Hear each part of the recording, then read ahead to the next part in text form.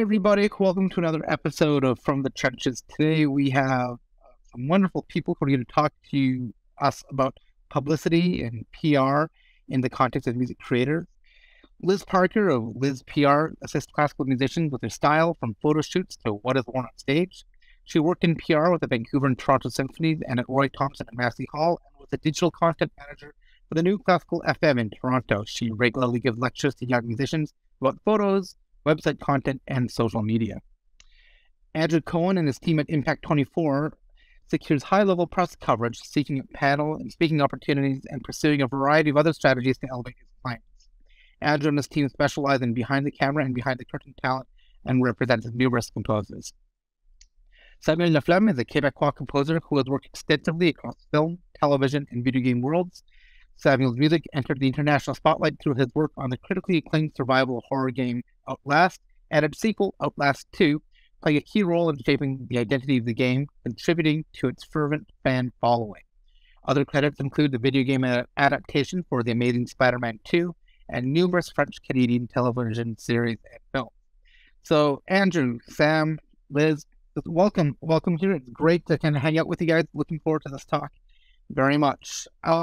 So the first question that I want to maybe ask, and maybe I'll start with Samuel, if you can tell me about how you're able to leverage publicity into another gig and what lessons you learned from that. And then I'm going to throw it around to Andrew and Liz to kind of talk about that as well too. But Samuel, you first. Qu'est-ce qu'une vitrine publicitaire ou en fait un relationniste de presse peut apporter à une carrière? C'est en fait une plus-value à un artiste. Donc, dans mon cas, comme compositeur de musique de film, de télévision puis de jeux vidéo, en fait, c'est juste d'élever mon image, puis d'être connu, puis d'exposer ce que je fais, ma vision, le travail que je fais pour que les gens, les fans, mais aussi les clients soient au courant de ce que je fais. Et puis, une fois que ça c'est bien fait, avec le temps, c'est difficile de quantifier exactement le nombre de projets que j'ai eu grâce à ce genre de travail-là continu que je fais, mais d'exposure, en fait. Mais clairement, c'est plus comme quelque chose qui est relativement associé, dans le sens que plus ma valeur est élevée, en ce moment-là, j'ai plus de facilité à, après ça, aller négocier mes projets, choisir la qualité de mes projets que j'accepte ou pas, puis d'attirer aussi des clients qui ont le même genre, qui partagent le même genre de vision ou de but, ou qui cherchent en fait ce que j'ai à proposer. Donc, c'est tout simplement ça. Bon, look.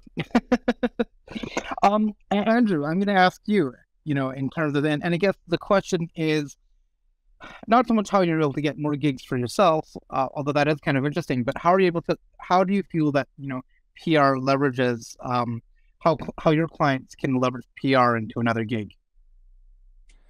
Well, I think Sam, first of all, I definitely agree with what he said in terms of, press adds value to you and it can help, you get more work, but it's not super direct. Like the big thing that I always talk about with my clients is that PR is a piece of the puzzle and you can't just wait around and hope that, article that publishes equals a phone call for a gig. You have to be more proactive. And so the idea is that by having a more, recent and buzzing Google search results, better SEO, having more stuff on your news section, your blog section of your website, just having this more notoriety, even, the tangible is things like that. The intangible is just like the word of mouth, the tests, or people like, oh yeah, I just heard about you, or just heard your music. So I think there's a lot of ways to kind of like leverage it, really coming down to this, being proactive and putting yourself out there. Cool. Liz, do you have anything to add to that? I find that there's kind of a piggyback effect. Once you get one article written about you and you're able to post that for everyone to see on social, like, oh, credibility, because people believe an article, not an advertisement. An article seems legit. So as soon as I post something like on Facebook or what have you, people are like, oh, so you're legit. And I'm talking just about coverage I've received, but it also applies to the clients that I used to work with in PR. So that's the important thing. As soon as you position yourself as an expert, people want to talk to you. Liz, you talk about advertising versus publicity, and maybe if you and Andrew can maybe touch base on this, like, how do you think people perceive that? I mean, when one of the things that I know that I feel when I work with Andrew is that I'm terrified of making it look like I'm tooting my own horn. And how, like, what are some steps that you can do to kind of, minimize that tooting your own horn effect, especially on social media? Well, one thing that I noticed when composers post about their premiere coming up or a project, they use the word "my" a lot. And I understand why. You're talking, about my piece, my work, my world premiere. And they don't mean to sound egomaniacal, but it can kind of come across that way because it's about optics and perception is reality. So for composers specifically, I've told them, try to avoid I, my, me. So if they say things like, the thrill is real, a work that I compose is going to be premiered next month, it sounds a little more modest, but you're still tuning your horn than my work, and I'm excited. Does this resonate with you guys? Yeah. So that's one thing that I suggest when composers in particular are promoting themselves. Thanks, Liz. Andrew, how about you? I always talk about in my media training, teaching clients how to practice their interviews, is that it's all about virtual high fives and shout outs. Because it's not look at me, it's look at my team. It's not look at my accomplishments, it's look at our collective accomplishments. And so the better that you can shout people out, not only within an interview, but also like tag them when you're reposting it, it's sort of like a collective and joint celebration and takes the pressure off of you. And I think the other thing is like, if you're only and always posting about your milestones and your accomplishments, it can get really like repetitive and really, obnoxious. And so what I encourage is to make sure that like every once in a while, share your friends thing, celebrate your colleagues thing. It's important to be like a part of a community. So yeah, I think as long as you kind of like mix it up and spread the love, then you're in the right direction. Thanks, Andrew. I think those are some great tips there. So I'm going to ask Andrew and Liz. I'm going to maybe start with Liz here first. With regards to like music creators, composers, songwriters, what are some of the more creative PR campaigns you've heard of? A lot of them are based on the personality of the artist. For example, Misha Berger-Gossman is a big personality, and it really comes across on her social media channels. So, and Misha will post anything from, getting a manicure to doing a recording with a famous conductor, but she makes it very fun and festive, and she really draws you in. Another person is violinist Laura St. John.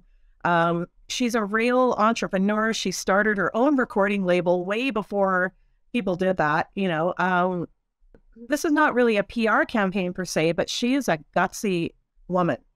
And she has come forward with quite the Me Too story that happened to her when she was a student at Curtis, which is incredibly brave to do. And she sort of positioned herself as a champion for young female students in music schools. And I, hats off to her for doing that. So those are two people that come to mind in terms of just putting themselves out there, both in terms of PR, their personality, and by the way, they're performing in New York this weekend, that kind of thing. Thanks, Liz. Andrew, how about you? And some of the more creative PR campaigns you've heard of, maybe you've worked on them as well too. So, well, I'm trying to think back to Sam's campaign, and I feel like one of the things that you had, Sam, in your, I can't remember exactly, but didn't we have some very you used some very unusual instruments or methods of how you were? Well, that is your genius part, man. This like, as Liz said, once you got an article, it's easier to, So Andrew has the brilliant idea to get IGN first. We had a great time working together at the Game Developers Conference, GDC, and we did a really cool track release of one of his like spine-tingling tracks from Atlas 2. And working with the IGN, I think that was a really great tone setter because once we had the legitimacy of them, suddenly everybody was caring about it. But in terms of other, creative PR campaign, as much as I don't want to put myself out of business, I think that some of the best PR campaigns come from when the clients have really creative, videos, set releases, like a cool making of video or behind scenes, like they're showing like how they use an unusual instrument or something like that. And sometimes when you release a video like that, whether it's like putting it directly on social media or working with someone like me to like get as a cool press exclusive, the press comes to you. I just encourage everyone to like always be your own best documentarian. Consider in your pre-production planning what elements can you document or integrate that will make your publicist's job easier or your self-promotion easier. And that will be the kind of thing that will resonate with your future audience.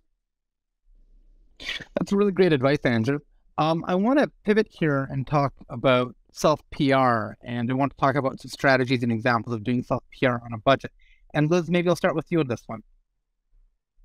Well, I mean, social media is the obvious thing. I mean, you just bypass the media altogether and market directly to, the people looking online. I think it's important not to come across as braggy.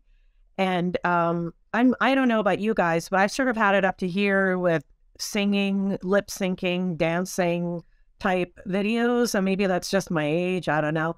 But I think if you're more incidental, like talk about what it's like to rehearse, what it's like to practice, what it's like to compose. And this is all leading up to something I've got coming down the pike, something like that. Some teasers are good. You sort of have to plan it out. Personally, since I do a lot of pre-PR work, like photo shoots, editing bios, consulting on websites, things like that, I will post something like how bored I am with a classical soloist bio. They're all the same, laundry list of gigs. And as soon as I do that, boom, people weigh in. And what I'm doing is I'm sort of positioning myself as an expert without saying, hey, I can do this for you. I just talk about it. And the fact that you can hire me to do that is almost incidental. It's very much a soft sell. So it's a fine line because you want to put your gigs out there, your works out there, but you don't want to come across as me, even though it kind of is. Absolutely. That's great advice, Liz. Andrew, do you want to talk a little bit about some strategies and examples of doing self-PR on a budget? Yeah, definitely. So I think that I like some of the instincts of what Liz does, and I think things that you be thinking about, like, make sure you have your best foot forward. Like, you have a great photo website. Those are things that are really important. Everything, and so if you don't have like a cohesive and relevant, fresh brand, then people won't take you serious. Sam, maybe you talk a little bit about some of the things that you do. I mean, as much as I love supporting Andrew's Future Kids College Fund, sometimes you just got to bite the bullet and do things yourself. And just wondering if you talk a little bit about something that you do when you don't hire a publicist. So, dans le fond, l'idée que tout le monde parle depuis le début, puis c'est deux thématiques, je trouve, qui reviennent, c'est l'idée d'être présent, c'est-à-dire de créer une connexion avec soit les fans, soit les clients, présent dans sa scène, dans son milieu, dans son milieu professionnel, mais aussi sur la scène des médias sociaux et tout.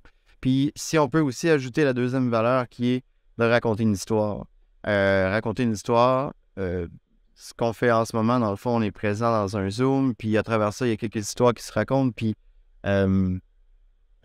c'est quand tu as ces deux éléments-là ensemble qu'il y a un succès par rapport à la publicité, je pense, puis à la façon de se présenter, puis quand je pense à tous mes idoles, ils savent bien raconter les histoires. J'ai plusieurs noms en tête, mais c'est des gens qui savent raconter des histoires puis qui sont présents sur leur scène professionnelle. Donc, c'est ce que je dirais. Okay, merci, Sam. I'm going to move on to sort of our last question here, and I wanted to maybe start with Andrew. Can you give some general pointers for PR publicity, whether it's do-it-yourself or whether you're working with a hired professional? What are just some general tips that you'd want to tell people? My two big PR principles is start early and video content is king. So start early means that if you have a project, album release or a TV show premiere, like it's never too soon to start planning. I just talked to people today, just now, that haven't even started working on the show, but it's their first TV series. and they're already thinking ahead. And I told them it's too soon for me to do anything, but it's still nice to get in touch with them now because we can plan ahead and strategize. And the big thing with press, whether you're promoting yourself or having a publicist do it for you, is lead time is super helpful because they want to have their story ready to rock right around the premiere. And if you wait until after the premiere, by the time we schedule the interview, do it, transcribe, that can take weeks or months. And so it's better to have a month or two of lead time wherever possible. The other thing, I think we talked about this earlier, but definitely document your work, photos, video, thing like that is really helpful. And it's never too early to consider your promotion, whether it's self-promoting yourself or hiring somebody. There's always people that can do it for very cheap or affordably, even myself. It's about building that long-term relationship with someone who you trust with your brand and your brand interests. And of course, just trying things out yourself and seeing oh, I'm getting more engagement on this social media handle. I should probably invest more time into it. So it's all about trial and error. It's all about putting yourself out there. And I would just encourage people to keep trying and, you'll find success once you choose to market or promote yourself, whether it's by yourself or with others. And I wish everyone the best of luck with that. Awesome. Thanks, Andrew. Sam, what are your thoughts? General PR tips? Donc, comme je disais, je me répète, mais d'être présent, maintenir ses connexions, puis il y a aussi trouver des façons créatives comme ça peut être des avenues très simples des fois, des étudiants, des jeunes compositeurs ou des fans qui me demandent, qui me disent juste simplement j'ai beaucoup aimé ton travail, puis tout ça. Puis c'est de prendre le temps, dans le fond, avec intention, de leur répondre gentiment, puis bien que souvent on est occupé et tout, mais juste comme c'est une petite attention qui est toujours bienvenue, je pense. Puis après ça, 2-3 ans après, ça m'est arrivé que la personne comme telle est devenue étudiante puis en composition. Puis là, elle veut faire son travail de mémoire ou sa recherche sur ton travail. Puis là, ça te permet de creuser plus loin. Puis on ne sait jamais, dans le fond, de maintenir les contacts. Encore là, ça revient à ça, de maintenir les contacts et des connexions. Que ce soit à travers avec les fans ou avec les clients. Ça peut être un simple café ici au studio, une fois de temps en temps, parce qu'il y a beaucoup de projets que je fais sous NDA qui ne sont pas sortis, que je ne peux pas parler, donc je ne peux pas publiciser en attendant. Fait que c'est de trouver des différentes façons de rester actif quand même. Parfait. Merci, Sam. And last but not least, Liz, a minute of the last word. The question again is just some general pointers for PR, whether it be do-it-yourself or with a hired professional. Well, if it's do-it-yourself and you're writing your own press release, make sure it is short, succinct, and factual. Do not use flowery, hyperbolic marketing language. Journalists will not go for that. They'll be offended by that and delete your email. So just say, this is happening. And along with the who, what, where, when, why, who cares? And it's sort of a harsh way of putting it, but it kind of slaps you into reality. Why should the journalist care to contact you, to interview you, and talk about your project? The other thing you should keep in mind, at least film is cool, TV is cool, video games are cool. Classical music doesn't have the cool factor. So I always wanted to find out what are your other interests outside classical music. Another example, Hilary Hahn, famous American violinist, I found out that she loves to cook on the road. She doesn't want to stay in a hotel. She'd rather be in a motel where she can cook. So I've tapped out all the entertainment writers for classical music. I went to a lifestyle journalist and they interviewed her about staying fit on the road. See, think of other ways you can get PR aside from your usual suspects. And in terms of working with a professional, that's sort of where I come in. I do a lot of the pre-PR. I make sure your website looks good, your photos look good. You can fake your way around a press release or get someone to proofread it for you. You cannot fake your way into great photos. So for example, I make sure that there's a lot of negative space so that text can go in. So it becomes a poster or a flyer or what have you online. So you have to, even if you can't afford someone, a publicist, to do all the professional things, you can certainly hire them for a consultation. Pay them for 2 hours to at least figure out what are the things I need to know, sort of what we're covering today. And I have had clients who couldn't afford to hire me to style their photo shoot and be there and plan it, but they have hired me to tell them what do I need to know, like wearing solids as opposed to prints, high-res photos, et cetera, et cetera. So those are some of the big takeaways I think I can give you. Really cool. This is like kind of mind-numbing a little bit because there's just so much good stuff. That being said, I really want to thank all of you guys, Liz, Andrew, Sam. Thank you for coming in, speaking to us a little bit about kind of, publicity, PR, tuning one's own horn or someone else's horn for that matter. And I think this is going to be great, really relevant stuff. So thank you so much. For more candid conversations and free music creator resources, visit musiccreator.ca. The Screen Composers Guild of Canada acknowledges the support of the Canada Council for the Arts. Thanks for listening.